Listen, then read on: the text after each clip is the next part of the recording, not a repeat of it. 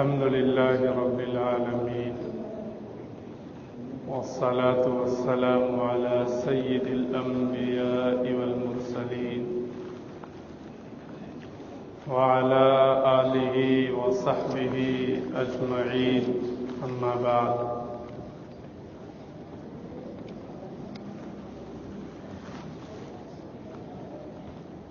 قال عبد الله بن مسعود رضي الله تعالى عنه اطلب قلبك في ثلاثة مواطن عند سماع القرآن وفي مجالس الذكر وفي أوقات الخلوة فإن لم تجده في هذه المواطن فاسأل الله أن يمن عليك بقلب فإنه لا قلب لك سبحانك لا علم لنا إلا ما علمتنا. گرامی قدر معزز سامعین کرام، نوجوان ساتھیوں،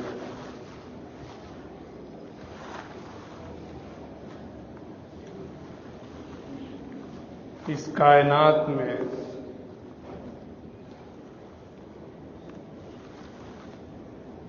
سب سے اہم اور اشرف مخلوق انسان ہے، اور انسانوں میں سب سے افضل اور اچھے لوگ وہ ہیں جو مسلمان ہیں، اور مسلمانوں میں سب سے اچھے وہ لوگ ہیں جو متقی اور پرہیزگار ہیں،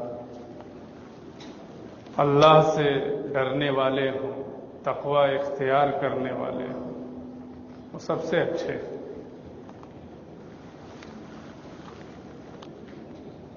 اور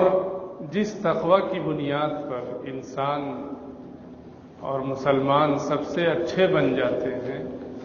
وہ تقوی دل میں ہوتا ہے۔ اس لیے انسان کے اعضاء میں سب سے اہم، اشرف، اعلی اور اچھا عضو دل ہے۔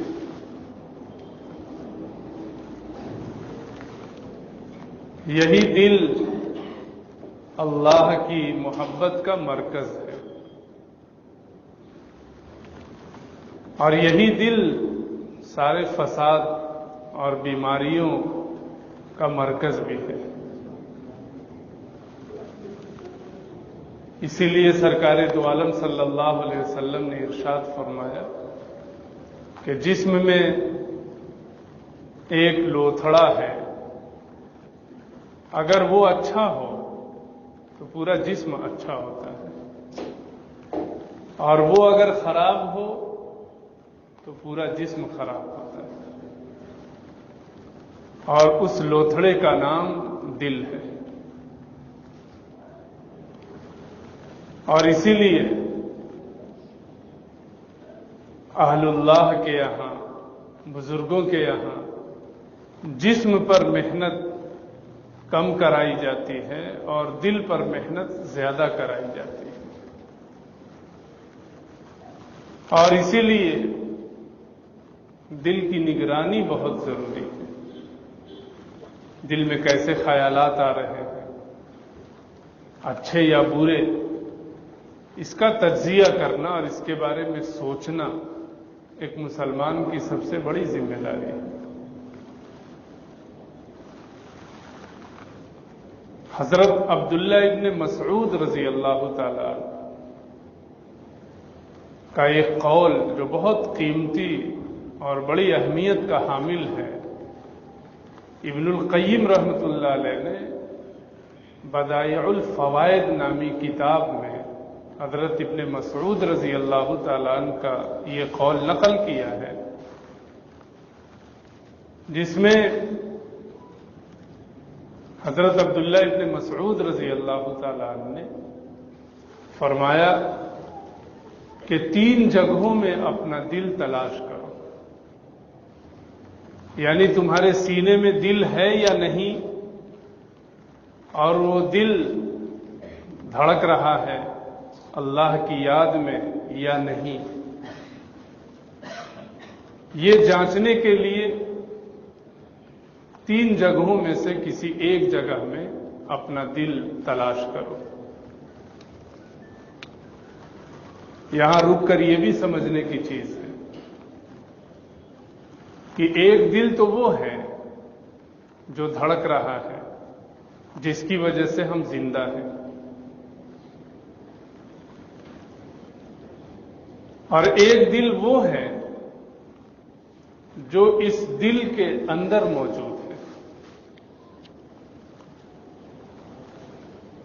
جو اللہ کی محبت کا مرکز ہے، جو تقوی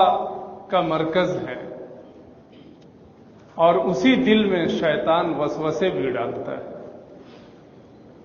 اور اسی دل کے بارے میں سرکار دو عالم صلی اللہ علیہ وسلم نے فرمایا کہ وہ اچھا تو سب اچھا، وہ خراب تو سب خراب۔ تو ایک مسلمان کو اگر یہ دیکھنا ہو کہ اس کے سینے میں وہی دل موجود ہے جو اللہ نے اپنی یاد کے لیے عطا فرمایا ہے، اپنی محبت کے لیے عطا فرمایا ہے، تو اسے 3 جگہوں میں سے کسی ایک جگہ میں اپنا دل تلاش کرنا چاہیے۔ اگر وہ ان 3 جگہوں میں سے کسی ایک جگہ میں اپنا دل پاتا ہے تو اس کے لیے بڑی خوشی کی بات ہے، بڑی بشارت کی بات ہے، اور اگر وہ ان 3 جگہوں میں کسی جگہ اپنا دل نہیں پاتا ہے تو پھر وہ دل والا نہیں ہے، وہ چلتی پھرتی لاش ہے، چل رہا ہے، کھا رہا ہے، پی رہا ہے، سو رہا ہے، لیکن شریعت کی نگاہ میں وہ زندہ نہیں ہے، اس کے پاس دل نہیں ہے۔ تو آج یہ سمجھنے کی ضرورت ہے کہ ہم اپنے سینے میں وہ دل رکھتے ہیں یا نہیں رکھتے۔ حضرت عبداللہ ابن مسعود رضی اللہ تعالیٰ نے فرمایا کہ اپنا دل 3 جگہوں میں تلاش کرو۔ نمبر 1، عند سماع القرآن، اپنا دل تلاش کرو قرآن کریم سننے کے موقع پر، جہاں کوئی قرآن کریم پڑھ رہا ہے، کوئی تلاوت کر رہا ہے، ایسی جگہوں میں تم یہ دیکھو کہ تمہاری طبیعت قرآن سننے میں متوجہ ہو رہی ہے یا نہیں ہو رہی ہے، تمہارا دل قرآن سن کر مچل رہا ہے یا نہیں مچل رہا ہے، یا وہاں سے ہٹنے اور بھاگنے کی طبیعت کر رہی ہے۔ روزانہ مغرب کی نماز میں، عشاء کی نماز میں اور فجر کی نماز میں قرات بلند آواز سے کی جاتی ہے۔ اب جو آدمی نماز میں شریک ہے، نماز پڑھ رہا ہے، سورۃ الفاتحہ اور اس کے بعد جو سورہ بلند آواز سے پڑھی جاتی ہے، اس کو سننے میں طبیعت لگ رہی ہے یا نہیں لگ رہی ہے؟ یہ معیار ہے کہ انسان کے سینے میں دل ہے یا نہیں ہے۔ فرمایا کہ اپنا دل قرآن سننے کے وقت تلاش کرو۔ آج اس معیار پر ذرا اپنی زندگی کا جائزہ لیجیے کہ قرآن کریم کی جب تلاوت ہوتی ہے تو کیا ہم پورے طور پر اس کی جانب متوجہ ہوتے ہیں، اس کو سمجھنے کی کوشش کرتے ہیں، اللہ نے جو پیغام دیا ہے، جو احکام دیے ہیں، اس کو جاننے اور سمجھنے کی کوشش کرتے ہیں؟ یہ سوچنے کی چیز ہے۔ جس طریقے سے قرآن کریم پڑھنے کی کتاب ہے، تلاوت کی کتاب ہے، ایسے ہی قرآن کریم سماعت کی بھی کتاب ہے۔ جب وہ پڑھا جائے تو آدمی سنے، اور جیسے قرآن پڑھنے پر ثواب ملتا ہے، بشارت سنائی گئی ہے، دل کا زنگ دور ہوتا ہے، طبیعت میں نشاط آتا ہے، ایسے ہی قرآن کریم سننے پر بھی ثواب ملتا ہے۔ بلکہ قرآن کریم کو غور سے سننا، اس میں غور و فکر کرنا اللہ کی رحمت کو اپنی جانب متوجہ کراتا ہے۔ قرآن کریم نے کیا کہا؟ وَإِذَا قُرِئَ الْقُرْآنُ فَاسْتَمِعُوا لَهُ، کہ جب قرآن پڑھا جائے تو اس کی جانب کان لگاؤ، دل کا کان لگاؤ۔ ایک تو جسم والا کان ہے، ادھر ادھر متوجہ رہتے ہیں، دل جھکا دو قرآن کریم کو سننے کی جانب، وَأَنصِتُوا، اور خاموشی اختیار کر لو۔ اب دنیا کی کوئی گفتگو نہ کرو، ادھر ادھر کی باتیں نہ کرو، بلکہ اب صرف اور صرف قرآن کریم سنو، اللہ کیا کہہ رہا ہے، اللہ ہم سے متوجہ ہے، اس کی جانب کان لگاؤ۔ یہ استماع اور انصات قرآن کریم کی قرات کے وقت رحمت کو اپنی جانب متوجہ کرتا ہے۔ اللہ نے فرمایا لعلکم ترحمون، تاکہ تم لوگوں پر رحم کیا جا سکے۔ یعنی قرآن کو غور سے سننا یہ اللہ کی رحمت کو اپنی جانب متوجہ کرنے کا ایک بڑا ذریعہ ہے۔ اور اگر اس کے بالمقابل قرآن پڑھا جا رہا ہو، نہ ہم سن رہے ہیں نہ سمجھنے کی کوشش کر رہے ہیں، تو پھر ایسی صورت میں اللہ کی رحمت ہم سے دور ہو سکتی ہے۔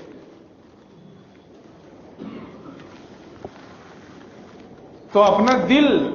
قرآن پڑھنے کے وقت، دوسروں سے سننے کے وقت تلاش کرے کہ ہمارا دل ہے یا نہیں ہے۔ اگر قرآن جہاں پڑھا جا رہا ہے اس جانب ہمارا دل متوجہ ہو رہا ہے، بیٹھنے کی طبیعت ہو رہی ہے، دوسرے کام کو دوسرے وقت پہ کرنے کے لیے ہم تیار ہو جا رہے ہیں کہ نہیں قرآن سننا ہے، بہت مزہ آ رہا ہے، تو یہ انسان کے زندہ دلی کی بات ہے، صاحب دل ہونے کی بات ہے۔ اور اگر قرآن جہاں پڑھا جا رہا ہے ہم بھاگنے کی سوچ رہے ہیں یا ادھر ادھر کی باتوں میں لگ جاتے ہیں، سننے کی طبیعت نہ کرتی ہو، تو اس کا مطلب یہ ہے کہ ہمارے سینے میں وہ دل موجود نہیں ہے جو دل اللہ کی محبت کے لیے بنایا گیا ہے۔ رمضان المبارک میں بھی جائزہ لینا چاہیے۔ رمضان المبارک میں پورا ایک قرآن بلند آواز سے تراویح کی نماز میں پڑھا جاتا ہے، خاموشی کے ساتھ نہیں، بلند آواز سے۔ تو ایسے موقع پر ہمارا دل قرآن سننے کی جانب متوجہ ہو رہا ہے یا نہیں ہو رہا ہے، یہ جانچنے کی چیز ہے۔ تراویح کی نماز میں آپ نے دیکھا ہوگا کچھ لوگ تکبیر تحریمہ سے لے کر کے ساری رکعتوں میں امام کے ساتھ شریک رہ کر قرآن کریم سنتے ہیں، اور اسی مسجد میں آپ نے یہ بھی دیکھا ہوگا کہ بہت سارے لوگ پیچھے بیٹھے رہتے ہیں، گپ شپ میں لگے رہتے ہیں، ادھر ادھر کی باتیں بھی کرتے ہیں، اور حد تو یہ ہے کہ اب موبائل کے استعمال میں مشغول بھی رہتے ہیں۔ اور اس سے بری صورتحال تو وہاں ہوتی ہے جہاں ایک رات کی تراویح ہوتی ہے، شبینہ، ایک رات میں قرآن پڑھا جا رہا ہے، پیچھے سارے لوگ ادھر ادھر کی باتوں میں مشغول رہتے ہیں، اور قرآن کریم مائک پر پڑھا جا رہا ہے جس کی آواز ہمارے کانوں سے ٹکرا رہی ہے۔ تو ایسے موقع پر ہمارا دل قرآن کریم سننے کی طرف مائل ہوتا ہے یا نہیں ہوتا ہے؟ حضرت عبداللہ ابن مسعود رضی اللہ تعالیٰ عنہ فرماتے ہیں کہ اپنا دل سماعت قرآن کے موقع پر تلاش کرو، دل کا حال کیا ہے دیکھ لو ذرا۔ آج ہمیں بھی ضرورت ہے اس بات کی کہ ہم جب نماز میں قرآن پڑھا جائے یا کہیں مائک پر قرآن کریم پڑھا جائے، اس کی آواز آ رہی ہے تو ہم بھی ذرا دیکھیں، سنجیدگی کے ساتھ غور کریں کہ ہمارا دل اس کی طرف متوجہ ہو رہا ہے یا نہیں ہو رہا۔ اگر متوجہ ہو رہا ہے تو اطمینان کی بات ہے، خوشی کی بات ہے کہ ہمارے سینے میں دل زندہ ہے، اور اگر اس جانب ہمارا دل متوجہ نہیں ہو رہا ہے تو یہ بہت افسوس کی بات ہے اور خطرے کی بات ہے کہ ہمارا دل یا تو مریض ہے یا مردہ ہے۔ تو ایک موقع ایسا ہے جہاں ہم اپنا دل تلاش کر سکتے ہیں۔ دوسرا موقع، حضرت عبداللہ ابن مسعود رضی اللہ تعالی عنہ نے فرمایا، وفی مجالس ذکر، اپنا دل تلاش کرو ذکر کی مجلسوں میں، یعنی جہاں کوئی تنہائی میں یا اجتماعی طور پر ذکر کر رہا ہو، اللہ کو یاد کر رہا ہو۔ ذکر کچھ بھی ہو سکتا ہے، سبحان اللہ پڑھ رہا ہو، لا الہ الا اللہ پڑھ رہا ہو، خالی اللہ اللہ کر رہا ہو، یا نمازیں ہی پڑھی جا رہی ہو، یہ سب ذکر ہے۔ تو جہاں ذکر کی مجلس لگی ہوئی ہے اس مجلس میں بیٹھنے کی طبیعت ہوتی ہے یا نہیں ہوتی؟ ان مجلسوں میں جانے کی طبیعت کرتی ہے یا نہیں کرتی ہے؟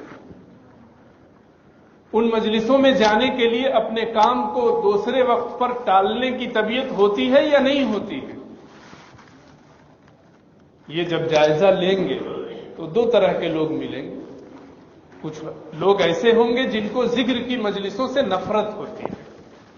ذکر کی مجلسوں میں جانے کی طبیعت نہیں کرتی ہے، خانقاہ میں جہاں اہل ذکر موجود ہوتے ہیں وہاں جانے کی طبیعت نہیں کرتی ہے، اور کچھ لوگ ایسے ہوتے ہیں جن کو وہاں جانے کی طبیعت کرتی ہے، وقت اور موقع نکال کر ہفتے میں مہینے میں وہاں جاتے ہیں، بیٹھتے ہیں، اللہ کا ذکر کریں نہ کریں لیکن وہاں جاتے ہیں، اہل ذکر سے محبت کرتے ہیں، ان کے پاس بیٹھتے ہیں، اللہ کو یاد کرتے ہیں۔ اگر دل ذکر کی مجلسوں میں لگتا ہے، جانے کی طبیعت کرتی ہے، تو یہ نشانی اور علامت ہے اس بات کی کہ ہمارے سینے میں جو دل دھڑک رہا ہے واقعتاً وہ دل زندہ ہے۔ اور اگر ذکر کی مجلسوں میں نہ جانے کی طبیعت کرتی ہے، نہ بیٹھنے کی طبیعت کرتی ہے، تو اس کا مطلب یہ ہے کہ سینے میں جو دل دھڑک رہا ہے وہ طبی اور میڈیکل اعتبار سے تو دھڑک رہا ہے، لیکن شریعت اور اللہ اور اس کے رسول کی نگاہ میں وہ دل کسی کام کا نہیں۔ تو اپنی زندگی کا جائزہ لے، ہم میں سے کتنے ایسے مسلمان ہیں مہینے ہو جاتے ہیں، سال ہو جاتے ہیں، کبھی ذکر کی مجلسوں میں بیٹھنے کی توفیق نہیں ہوتی۔ کوئی متوجہ کرتا ہے تو وقت نہیں ہے ہمارے پاس، فرصت نہیں ہے ہمارے پاس، اور یہ وقت اور فرصت نہ ہونے کی بات وہی کرتا ہے جو شادیوں میں 4-4 گھنٹے کھانے کے لیے گزار دیتا ہے، جو شادیوں میں 10-10 گھنٹے اور پوری رات گزار دیتا ہے، وہاں اسے نہیں پتہ چلتا ہے کہ فرصت ہے یا نہیں ہے، وقت ہے یا نہیں۔ جہاں شریعت نے وقت لگانے کا حکم نہیں دیا، وقت لگانے پر کوئی فضیلت نہیں سنائی، وہاں کے لیے ہمارے پاس وقت ہے۔ ہفتے میں 4 جگہ 5 جگہ، مہینے میں 10 جگہ شادیوں میں ہم جاتے ہیں، اگر ان شادیوں کے اوقات کا جائزہ لیں کہ کتنے گھنٹے بنے کہ ان گھنٹوں میں ہم نے سوائے لایانی کاموں کے اور فالتو کاموں کے کچھ بھی نہیں کیا، تو آپ کو اندازہ ہوگا کہ زندگی کے کتنے اوقات ذکر اور فکر میں گزر رہے ہیں اور کتنے اوقات غفلت اور دیگر لایانی کاموں میں گزر رہے ہیں۔ سوچنے کی بات۔ تو اپنا دل تلاش کرے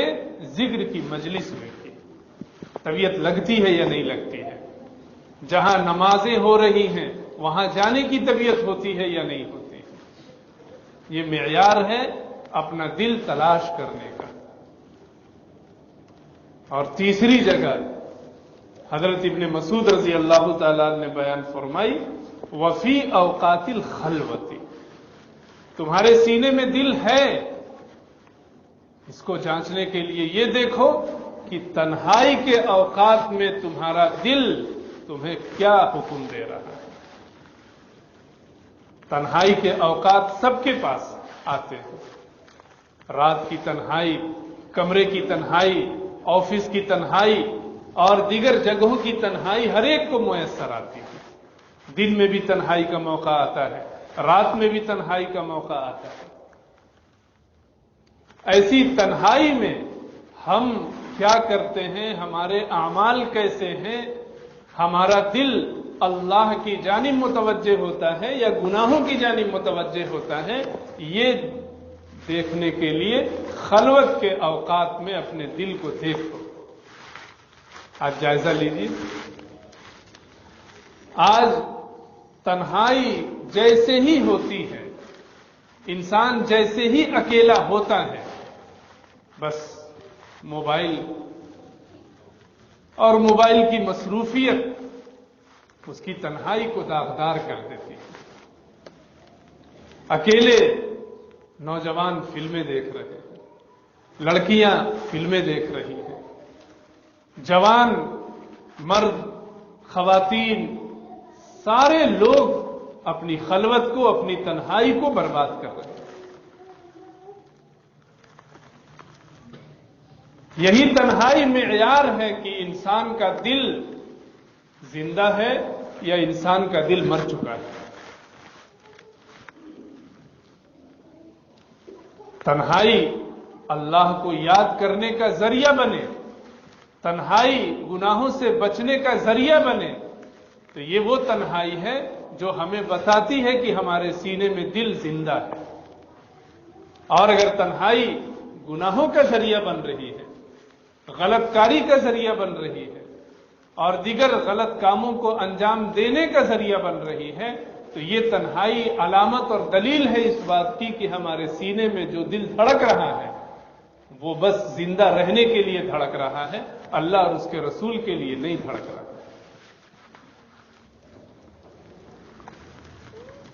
आज घरों की तन्हाइयां, कमरों की तन्हाइयां, अलग अलग बेडरूम की वजह से अलग अलग लोगों की तन्हाइयां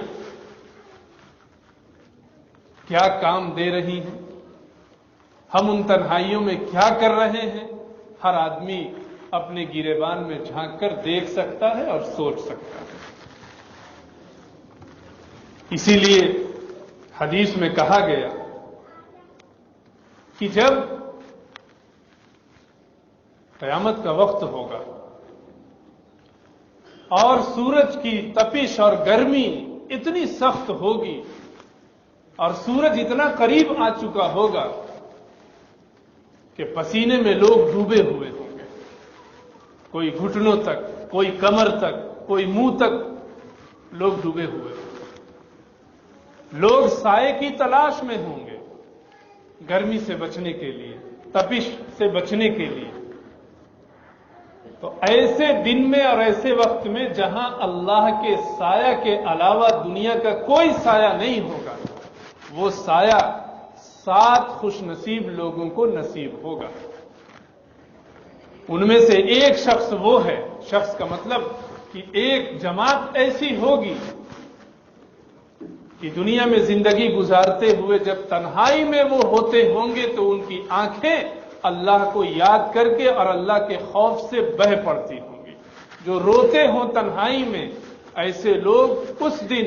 जिस दिन अल्लाह के साया के अलावा कोई साया नहीं होगा, उन्हें वो साया नसीब होगा। तन्हाई में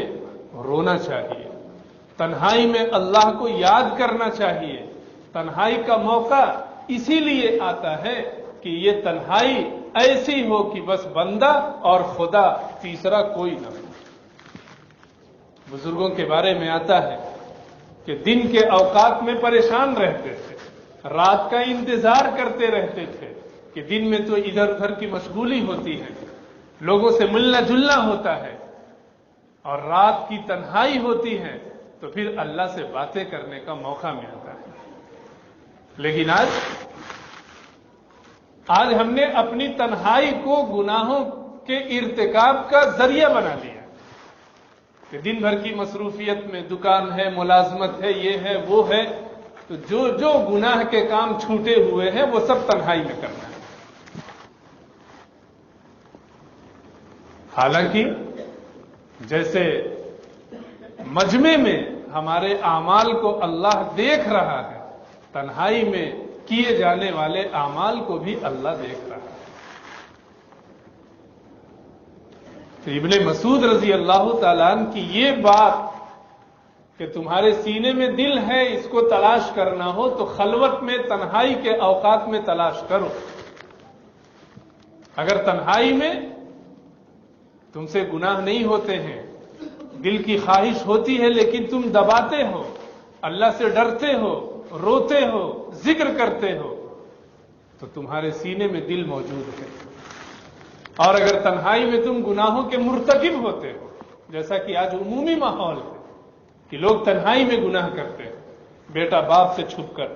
بیٹی ماں سے چھپ کر، بیوی شوہر سے چھپ کر، شوہر بیوی سے چھپ کر، ہر آدمی تنہائی تلاش کر رہا ہے۔ کس لیے؟ تاکہ اس کی غلط حرکتوں سے دوسرے لوگ باخبر نہ ہوں، اور وہ یہ بھول جاتا ہے کہ ہم دنیا سے اپنے آپ کو بچا رہے ہیں اور دنیا پیدا کرنے والے سے اپنے آپ کو نہیں بچا رہے۔ وہاں ہر نقل و حرکت چھوٹی ہو یا بڑی لکھی جا رہی ہے۔ آپ وہاں انکار نہ کر سکیں گے کہ رات کی تنہائی میں کیے گئے ہمارے اعمال بد کو تو کسی نے نہیں دیکھا۔ وہاں ہم منع کر دیں، انکار کر دیں، آپ کی زبان آپ کے خلاف گواہی دے گی، آپ کی آنکھیں آپ کے خلاف گواہی دیں گی، آپ کے کان آپ کے خلاف ہو جائیں گے، آپ کے ہاتھ آپ کے خلاف ہو جائیں گے، آپ کا پورا جسم، پورا وجود آپ کے گناہوں کی گواہی دے گا۔ کیسے منع کریں گے؟ کیسے انکار کریں گے؟ نہیں کر سکتے۔ اس لیے تنہائی میں اپنے دل کا جائزہ لیں کہ آپ کا دل تنہائی میں آپ کو کس رخ پر لے جا رہا ہے اور کس جہت میں آپ کو لے جا رہا ہے۔ یہ غور کرنے کی چیز ہے۔ تو ہر مومن ان تین جگہوں میں اپنا دل تلاش کرے۔ قرآن سننے کے وقت اپنا دل تلاش کیجئے کہ قرآن میں دل لگ رہا ہے یا نہیں لگ رہا ہے، اور مجلس ذکر میں اپنا دل تلاش کیجئے، اور خلوت اور تنہائی کے اوقات میں اپنا دل تلاش کیجئے۔ ایک دن دو دن اپنا دل تلاش کریں گے، خود احساس ہونے لگے گا کہ ہمارے سینے میں جو دل ہے، ہم اس دل سے کس قدر بے خبر تھے۔ اللہ نے فرمایا الا بذکر اللہ تطمئن القلوب، اللہ کے ذکر سے دلوں کو اطمینان ہوتا ہے۔ کمرے کی ٹھنڈی فضا اور اے سی کی ٹھنڈی ہواؤں سے دل کو اطمینان نہیں ہوتا ہے، اچھی نیندوں سے دل کو اطمینان نہیں ہوتا ہے،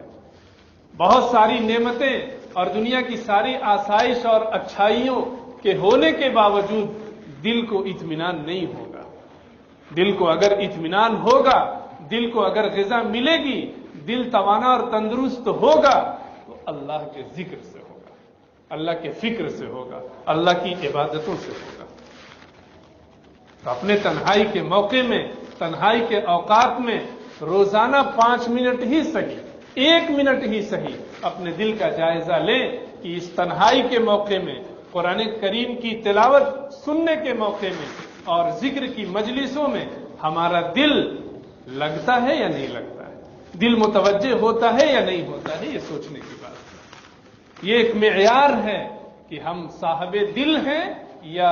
صاحب دل نہیں ہیں۔ رسول اللہ صلی اللہ علیہ وسلم نے رسالت اور نبوت ملنے کے بعد صحابہ کرام میں جو تبدیلی پیدا کی، تو جسم میں کوئی تبدیلی پیدا نہیں کی، عمر میں کوئی تبدیلی پیدا نہیں کی، تبدیلی پیدا کی تو ان کے دلوں میں تبدیلی پیدا کی۔ وہی صحابی جو 40 سال کے 50 سال کی عمر میں ہیں، سرکار دو عالم صلی اللہ علیہ وسلم کی نظر پڑتی ہے تو وہ سارے کام چھوڑ دیتے ہیں جو بچپن سے اس عمر تک کیا کرتے تھے۔ اس لیے تنہائی میں، قرآن سننے میں، ذکر کی مجلسوں میں اپنے دل کو تلاش کیجیے۔ آگے ابن مسعود رضی اللہ تعالیٰ عنہ فرماتے ہیں فَإِن لَّمْ تَجِدْهُ فِي هَذِهِ الْمَوَاطِنِ، اگر ان 3 جگہوں میں تم دل نہ پاؤ، یعنی تمہارا دل قرآن سننے میں نہیں لگ رہا ہے، ذکر کی مجلسوں میں بیٹھنے کی طبیعت نہیں ہو رہی ہے، خلوت اور تنہائی میں صرف گناہ کی جانب ہی تمہارا دل متوجہ ہو رہا ہے، تو اگر تم ان 3 جگہوں میں اپنا دل نہ پاؤ، فاسأل اللہ ان یمن علیک بقلب، تو اللہ سے مانگو کہ اللہ تمہیں ایک دل عطا فرما دے، فإنہ لا قلب لک، کیونکہ تمہارے پاس تو دل ہی نہیں ہے۔ یعنی ان 3 جگہوں میں اگر ہمارا دل نہیں لگتا ہے تو پھر ہماری ذمہ داری ہے کہ اللہ سے دعا مانگے کہ اے اللہ ہمیں ایسا دل عطا فرما دیجئے جو دل قرآن سننے میں متوجہ ہو، جو دل ہمیں ذکر کی مجلسوں میں لے جائے، اور جو دل خلوت کے اوقات میں نیکی اور اللہ کے ذکر میں گزارنے پر آمادہ کرے۔ یعنی اگر غور کرے تو جس آدمی کو ذکر میں طبیعت نہیں لگ رہی ہے، تلاوت میں طبیعت نہیں لگ رہی ہے، اور خلوت کے اوقات میں نیکیوں میں طبیعت نہیں لگ رہی ہے، تو ایسا نہیں ہے کہ وہ مر جائے گا، وہ زندہ ہے، اور اس کے سینے میں وہ دل بھی موجود ہے جس کی وجہ سے انسان زندہ رہتا ہے۔ لیکن ابن مسعود رضی اللہ تعالیٰ عنہ فرماتے ہیں کہ اگر ان 3 جگہوں میں دل نہیں لگ رہا ہے تو اللہ سے ایک دل مانگو، کیونکہ تمہارے پاس دل نہیں ہے۔ یعنی معلوم یہ ہوا کہ جو دل اللہ کی یاد سے معمور ہو، جس دل کو ذکر کی مجلسوں میں طبیعت لگے، اور جو دل قرآن سن کر مچل جائے، وہی دل ہے، اور جس دل میں یہ تینوں چیزیں نہ آئیں وہ دل ہونے کے باوجود دل نہیں ہے۔ تو ہر آدمی اپنے دل کا جائزہ لے۔ اسی لیے قرآن کریم نے صاف اعلان کیا قیامت کے سلسلے میں کہ یوم لا ينفع مال ولا بنون، کہ قیامت کے دن